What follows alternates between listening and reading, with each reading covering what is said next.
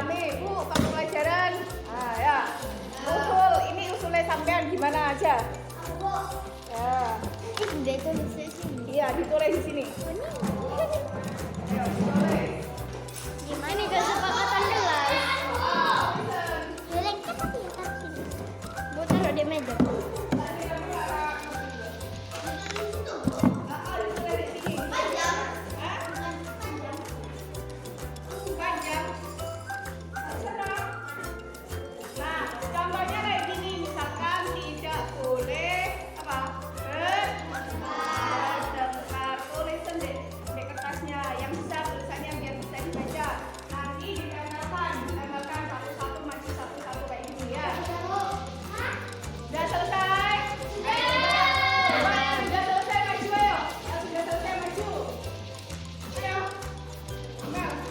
Ambil sendiri.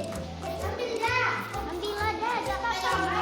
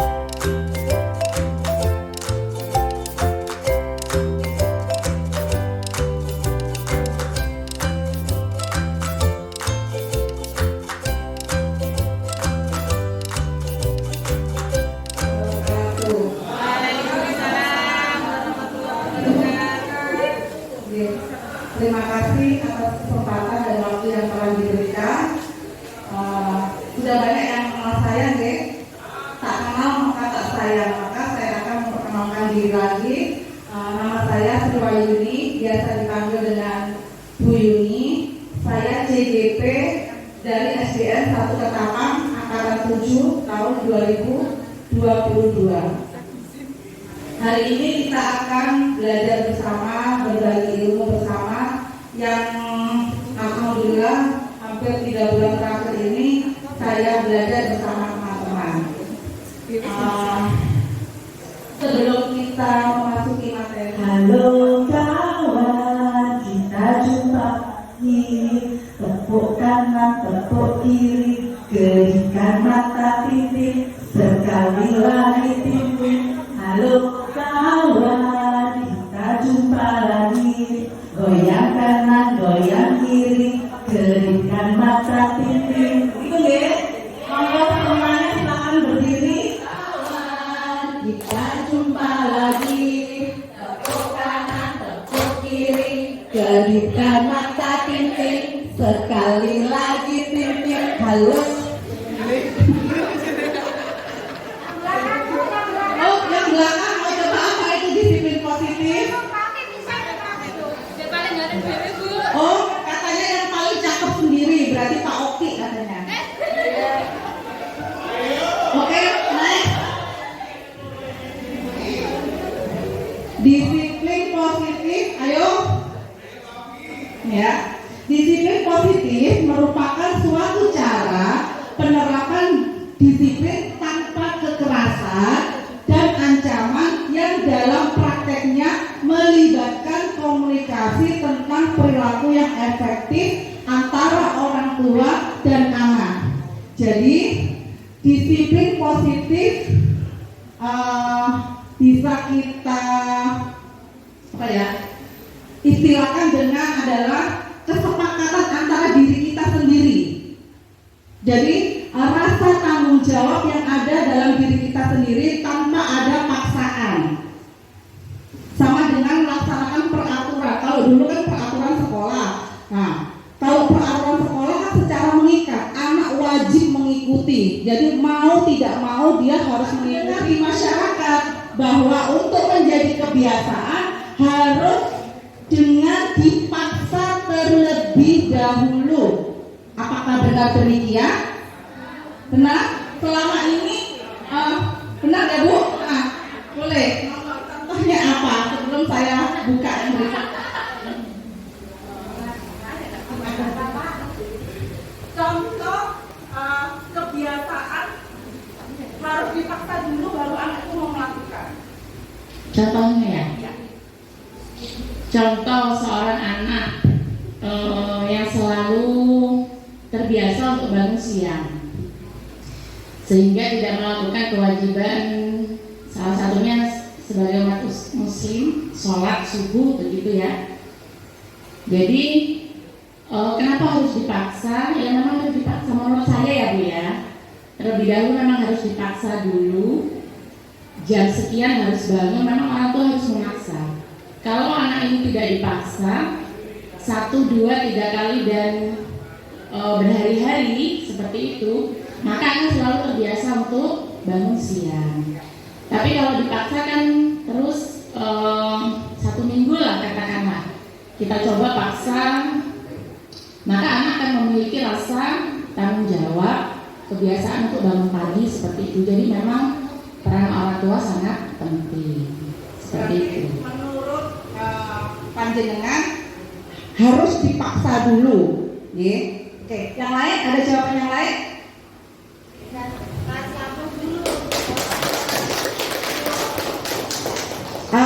Mungkin pandangan orang tua dulu seperti itu, tetapi untuk saat ini tidak boleh. Jadi pemaksaan itu tidak boleh. Kenapa? Karena anak akan melakukan sesuatu dengan terpaksa, berundel, tidak mempunyai tanggung jawab atas dirinya sendiri. Nih, dipaksa dulu, nanti baru terbiasa. Jadi ini adalah dulu. Nih, contohnya perilaku itu hanya akan dilakukan jika ada paksaan dari luar. Contoh, benar yang disampaikan Ibu tadi. Kamu harus ikut les ini, padahal anaknya nggak suka ini. Ibunya memaksa, dengan rasa terpaksa anak mengikuti les itu. Berarti ada paksaan dari luar, bukan dari dirinya sendiri. Yang kedua, kegiatan yang dipaksakan akan menimbulkan antipati sehingga menyebabkan kehilangan. Kadang mereka juga bercerita, tadi malam ayah dan ibuku bertengkar. Gak usah diceritakan, gitu ya. Itu kalau saya, karena saya mendekati anak-anak itu sudah tak anggap seperti anak saya. Jadi mau aku anak laki-laki sama perempuan itu sudah kadang itu meluk. Bahkan kadang mungkin ada salah satu guru di SD 1 Ketapan, hei kamu masih besar meluk gurumu. Tak bilang dia hanya gede badannya saja, tapi usianya masih anak-anak. Jadi saya tidak pernah membedakan anak ibu. Ini ya, sudah next. Nilai-nilai kebajikan universal. Nih, nilai kebajikan atau nilai universal adalah sifat positif manusia yang merupakan tujuan mulia yang ingin dicapai setiap individu. Ada yang bisa memberikan contoh? Yang lain yang di belakang mungkin saya jalan ke sini. Sini mungkin udah kami. Bu Aini, boleh? Dan ya, nilai-nilai tersebut bersifat universal dan lintas bahasa, suku bangsa, agama maupun latar belakang. Jadi sifat universal itu sebenarnya sudah sering kita laksanakan atau sudah kita terapkan sehari-hari. Contohnya banyak, saling menghormati, saling tolong menolong, tidak membuli teman, berbagi, itu bergerak, tergerak, menggerakkan.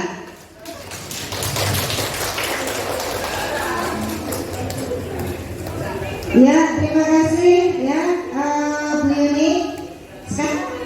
Semangat ya. Nah, dari paparan tadi ini ajarkan apa? Bergerak, tergerak, menggerakkan.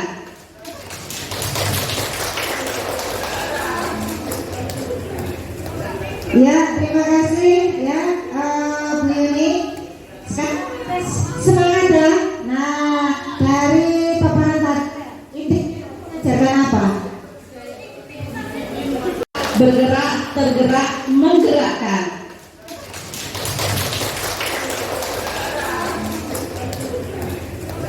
Ya, terima kasih ya Bu Yuni. Semangat ya. Nah, dari paparan tadi ini ajarkan apa? Bergerak, tergerak, menggerakkan.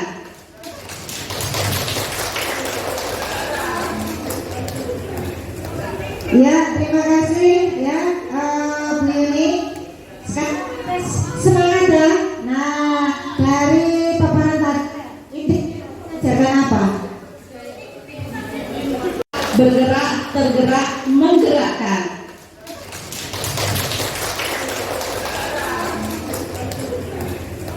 Ya, terima kasih. Warahmatullahi wabarakatuh.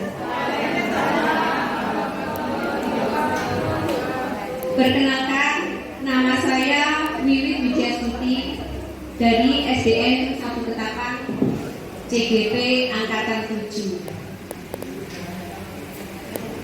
Kali ini saya akan melanjutkan dari materi yang sudah disampaikan oleh rekan saya tadi. Yang berikutnya adalah tentang teori motivasi, hukuman dan penghargaan, serta restitusi. Sebelumnya saya ingin bertanya terlebih dahulu. Bapak Ibu semua di sini tentunya dalam rangka bekerja ya. Bisa hadir di sini karena sedang bekerja. Yang ingin saya tanyakan, apa motivasi Ibu untuk bekerja? Mungkin ada yang ingin menjawab. Motivasi kenapa kok bekerja?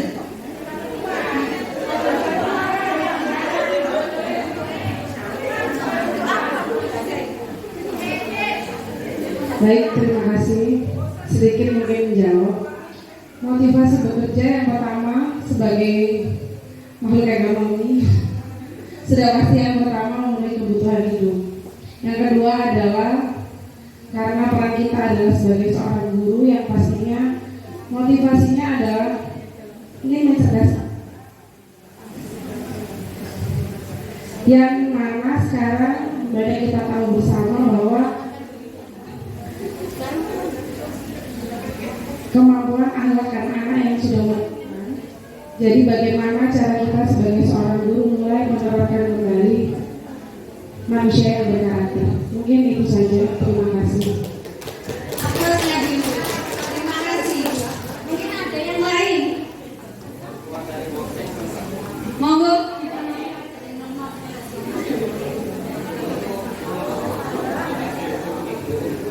Mungkin saya ingin bertanya pada bapak-bapaknya ini ya. Karena di sini hanya ada satu bapak, saya tanya ke motivasi bapak bekerja. Apa bapak? Ya bekerja pasti ya untuk mencari nafkah, untuk mencukupi kebutuhan hidup keluarga. Gitu. Tepuk tangannya dulu. Iya, dalam bukunya Restructuring School Discipline.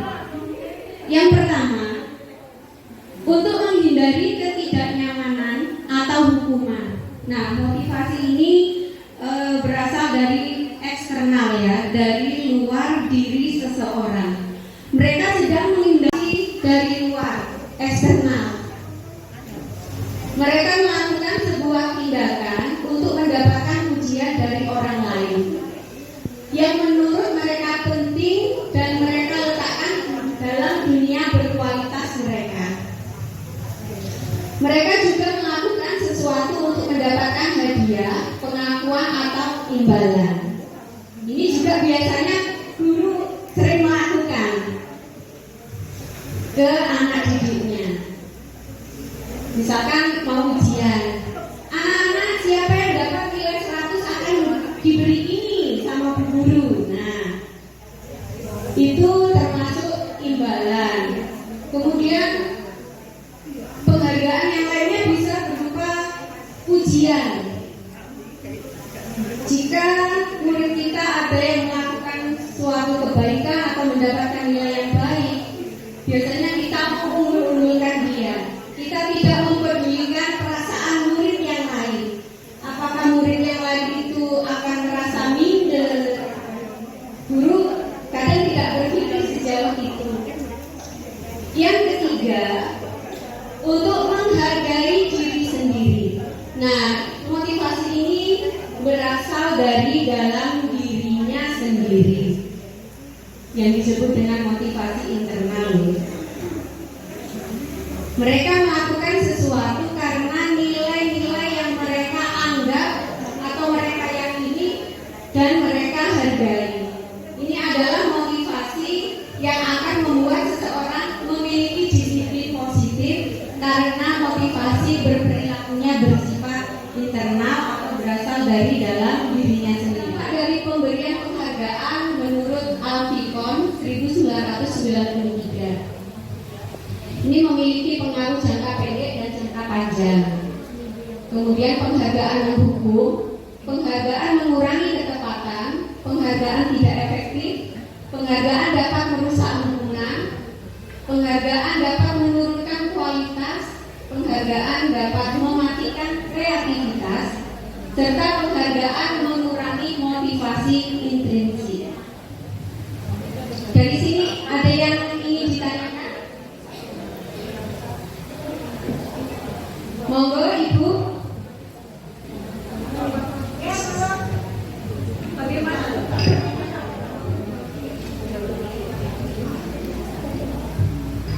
Kalau penghargaan itu sama dengan hukuman, bagaimana cara kita sebagai guru untuk memotivasi anak dalam internal agar anak itu lebih berkembang. Kalau memang penghargaan itu sama dengan hukuman. Terima kasih atas pertanyaannya. Nah, ini pertanyaan Ibu nanti secara detailnya akan dijawab di restitusi, karena di situ ada langkah-langkahnya. singkatnya nanti supaya lebih jelas. Oke? Kita lanjut dulu. Pengaruh jangka panjang dan jangka pendeknya.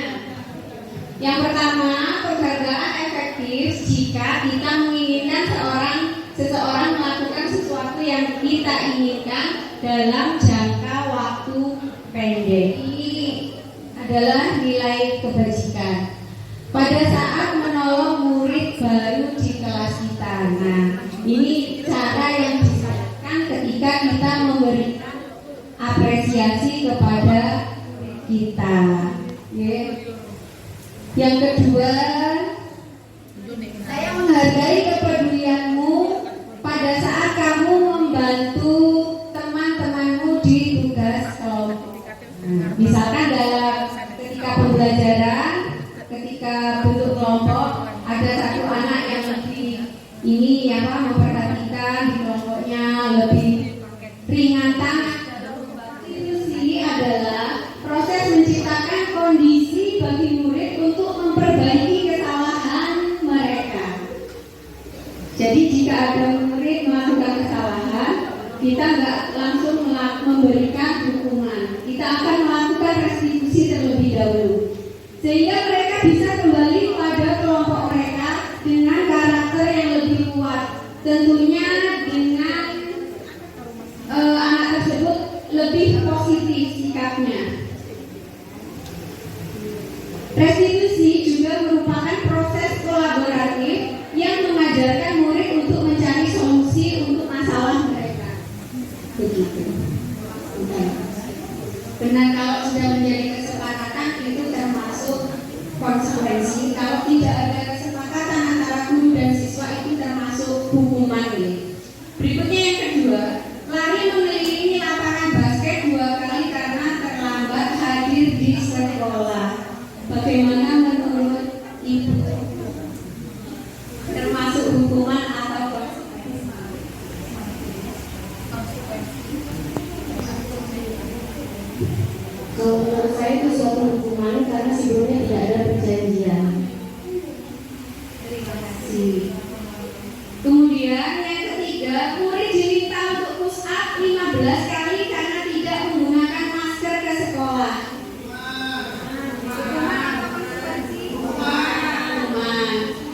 Yang keempat, menggantikan kertas tugas teman yang telah dicoret-coret. Konsekuensi. Kemudian membersihkan tumpahan air di meja tulis karena tersenggol. Konsekuensi atau hukuman? Konsekuensi.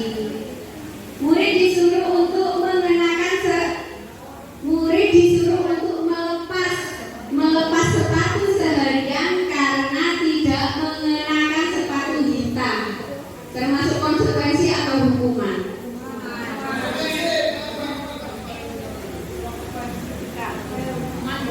Hukuman. Lari mengelilingi lapangan basket 2 kali karena terlambat 10 menit untuk pelajaran. Hukuman atau konsekuensi? Konsekuensi. Karena dalam pelajaran PCOK anak disuruh lari karena terlambat 10 menit. Anggap saja untuk pemanasan. Yang selanjutnya, restitusi fokus pada karakter bukan tindakan. Yang ke-8, fokus pada solusi. Yang ke-9, restitusi mengembalikan murid yang berbuat salah pada kelompoknya. Ada yang ditanyakan, Ibu? Mungkin ada yang belum jelas?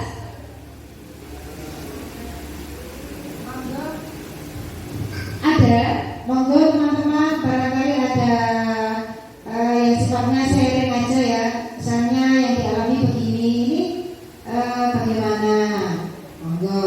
Karena ini restitusi ini di dunia pendidikan, memang kita waktu zaman kuliah nggak ada ya Bu Wiwit ya. Iya. Karena kalau di CGP itu ada, ini adalah solusi untuk mengatasi masalah. Monggo kalau ada yang ingin ditanyakan, ingin di-sharing atau kurang jelas, silakan teman-teman boleh bertanya. Yang belakang, topik Widoko mungkin Pak. bapak-bapak. Wait. Cukup. Nanti kebijakannya ada sendiri restitusi. Ya, Bisa ditanyakan langsung nanti. Terima kasih. Mohon maaf jika ada salah kata. Wassalamualaikum warahmatullahi wabarakatuh. Waalaikumsalam warahmatullahi wabarakatuh. Ya, mana semuanya? Nah, saya ini sebenarnya masih di Wiwit ya. Waalaikumsalam warahmatullahi wabarakatuh. Terima kasih atas waktu yang telah diberikan. Kali ini saya akan menyampaikan materi tentang keyakinan kelas dan kebutuhan dasar manusia dan dunia berkualitas. Sudah tahu dengan saya kan, Dek, gak usah kenalan. Ya cepat. Saya hukum ini terus terang saja. Keyakinan kelas. Nah, sebelum kita ke materi, ini ada sebuah pertanyaan. Mengapa harus keyakinan kelas? Mengapa tidak peraturan kelas saja? Karena kita sering mendengar bahwa yang kita kenal adalah peraturan kelas.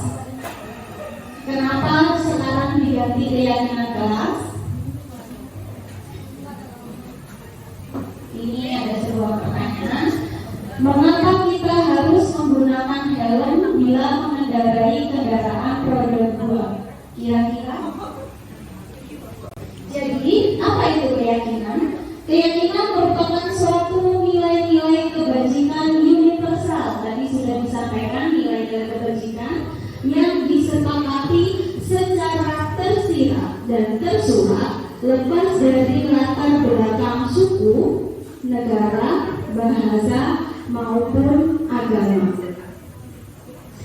Nilai-nilai kebajikan inilah yang nantinya akan lebih memotivasi siswa dari dalam, yang disebut juga unsur intrinsik. Seseorang akan lebih bergerak untuk menjalankan keyakinan daripada hanya sekedar mengikuti serangkaian peraturan tertulis tanpa makna. Nah, ini sudah positif, maka budaya positif juga akan bisa kita terangkan.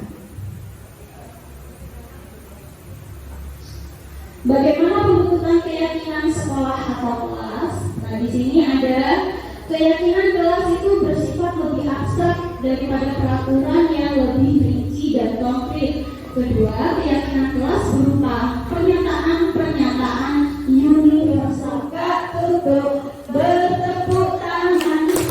Buka tutup, digulung-gulung.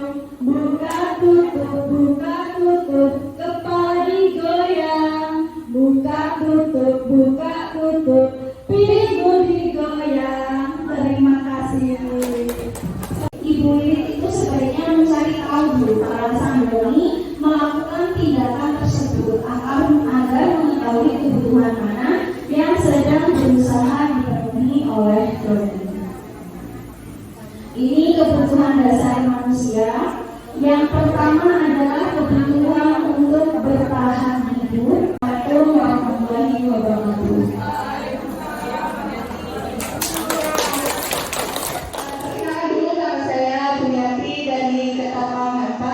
Di sini saya sebagai calon guru penggerak angkatan 7 tahun 2022. Ada beberapa pertanyaan tematik.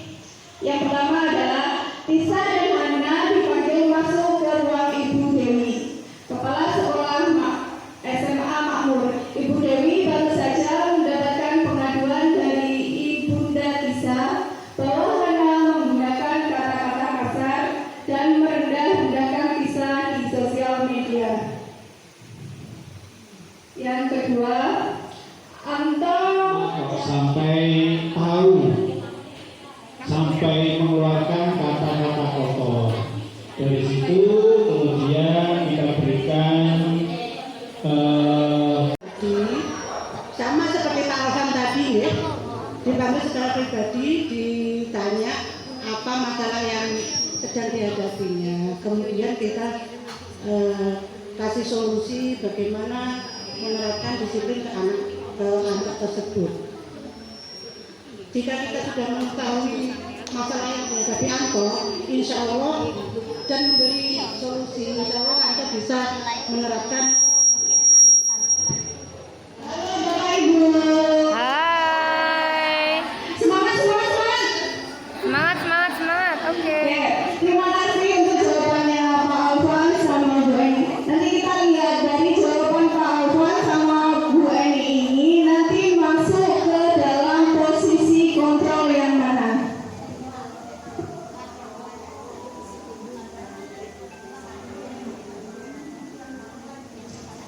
Berikut ini disampaikan suatu program disiplin positif yang berpusat pada murid yang dikembangkan oleh Dan Burton dengan pendekatan restitusi yang disebut dengan 5 posisi kontrol. 5 posisi kontrol itu apa saja? Yang pertama adalah guru sebagai penghukum.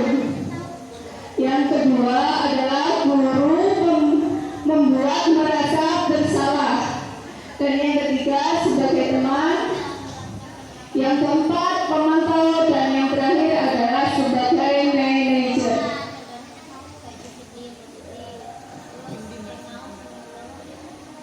Sebagai contoh seorang manajer yaitu apa yang kita yakini, apakah kamu meyakininya dan sebagainya.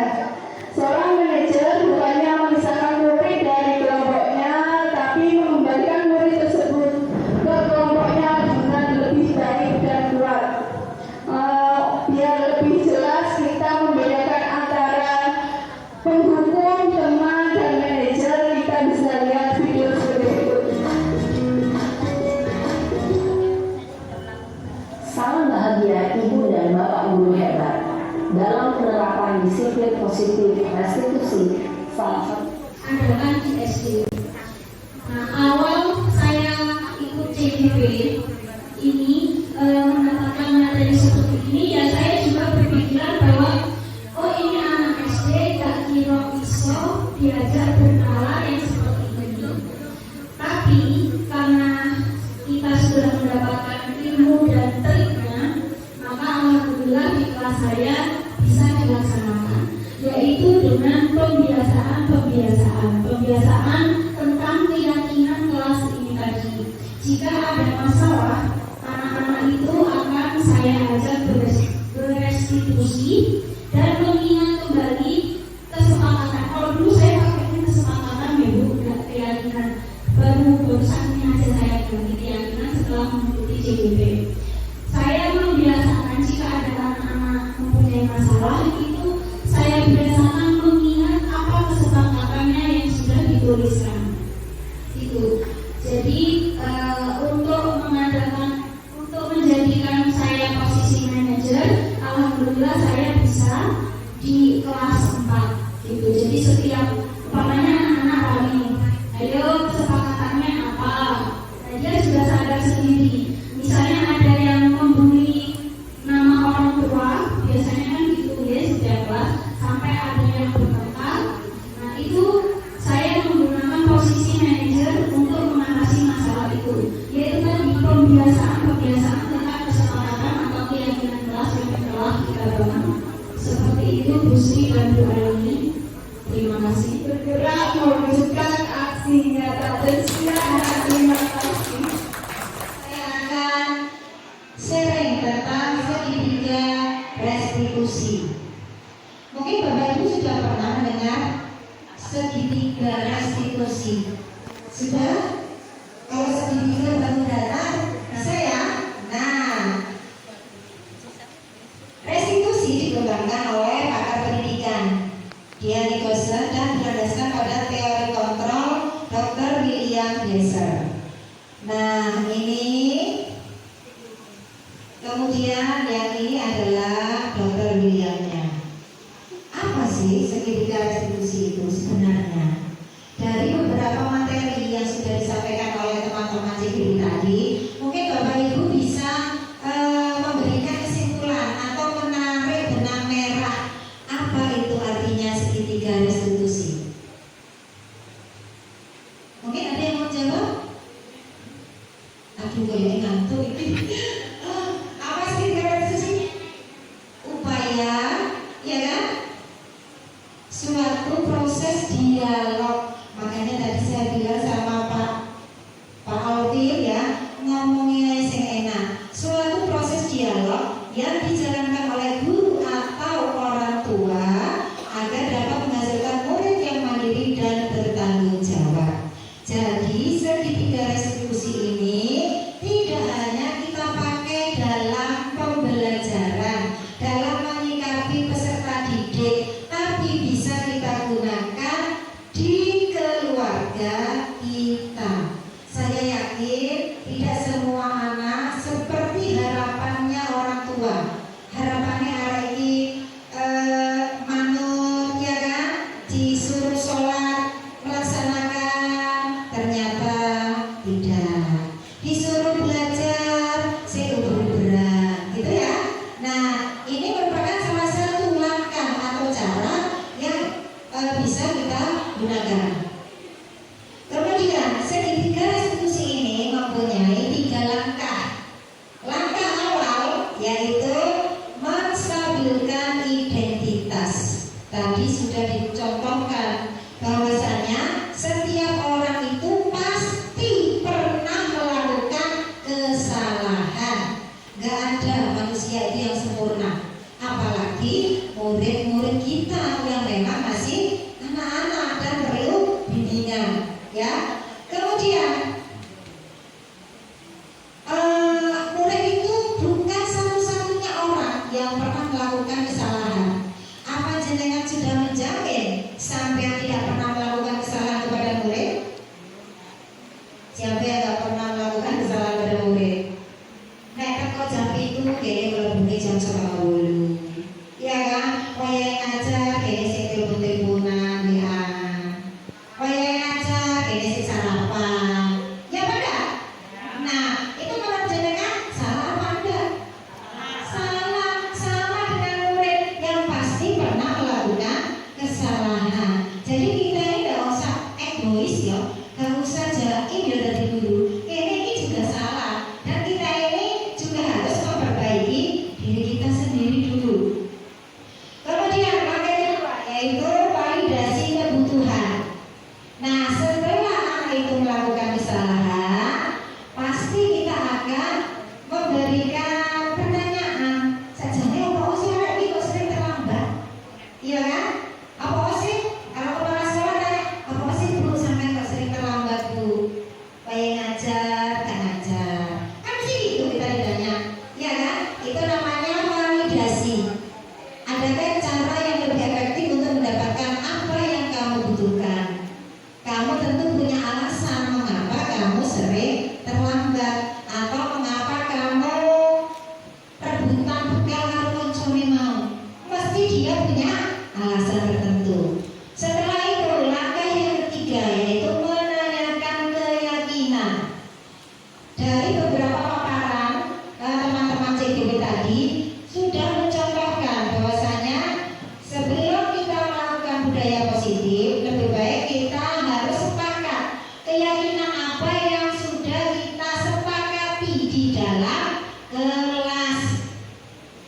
Kalau sudah di kelas nanti ada keyakinan apa yang kita sepakati di sekolah, ya. Jadi tadi sudah diterangkan peraturan sama keyakinan sama apa enggak? Sama apa enggak? Berbeda, ya. Nah, ini lihat contohnya. Ini juga SMA, bukan berarti videonya karena tidak dicontohkan SD tidak berlaku SD. Siang.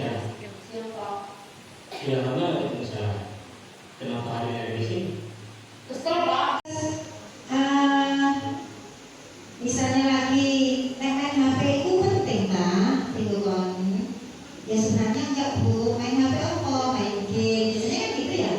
Itu kan enggak penting. Ngomong aja seperti itu, nanti anak-anak akan sadar sendiri. Kemudian menanyakan keyakinan. Anak melihat kesalahannya dihubungkan dengan norma sosial dan nilai-nilai yang mendasari manusia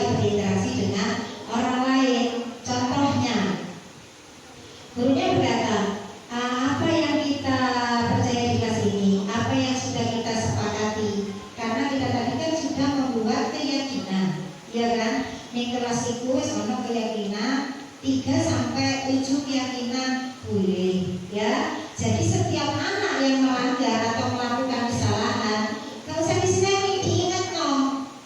Kira-kira menurutmu keyakinan kelas kita apa yang kita sepakati ya? Harus disiplin Bu. Disiplin itu berarti terlambat. Disiplin enggak? Namanya nggak usah ditulis, langsung jawabannya saja ya. Jadi silakan Bapak Ibu menjawab. Senang Bu, aku Bu tak sumbernya gula yang baik, soalnya berwater. Nah, silakan ditulis ya.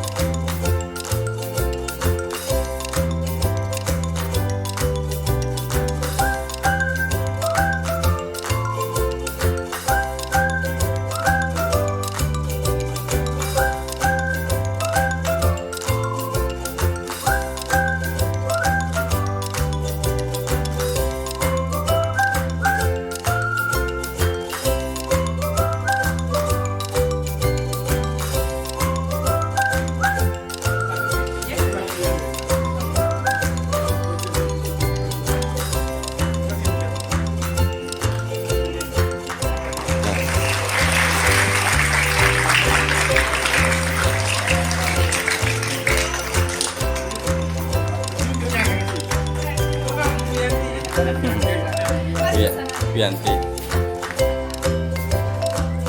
Lihat ke kamera. Buat Salim. Ya, tepuk tangan untuk Dinda ya.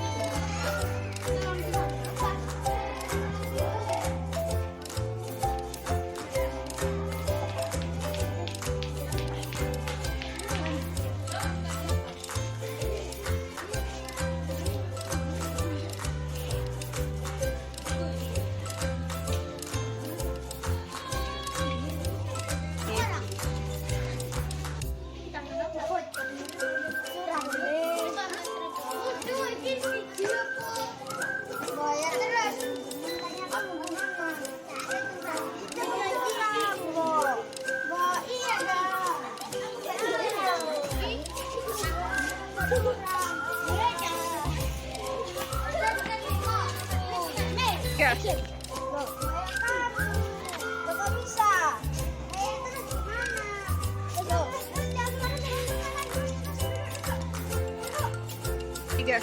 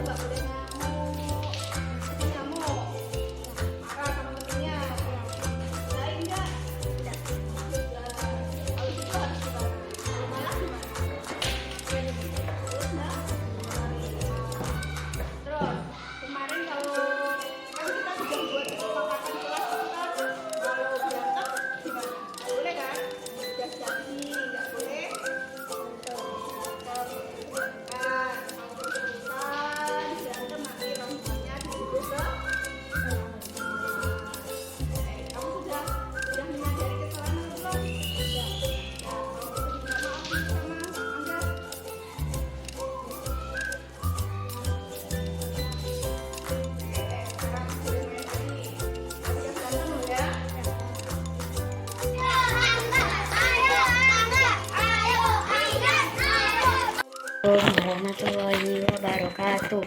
Nama saya Ginda, saya murid kelas 3. Saya sangat senang sekali diajar oleh Bu Yanti karena pembelajarnya sangat menarik. Terkadang kami diajak belajar dengan menonton video dan belajar di rumah. Harapan saya semoga pembelajaran dan Bu Yanti bisa lebih menarik lagi. Assalamualaikum warahmatullahi wabarakatuh. Assalamualaikum warahmatullahi wabarakatuh.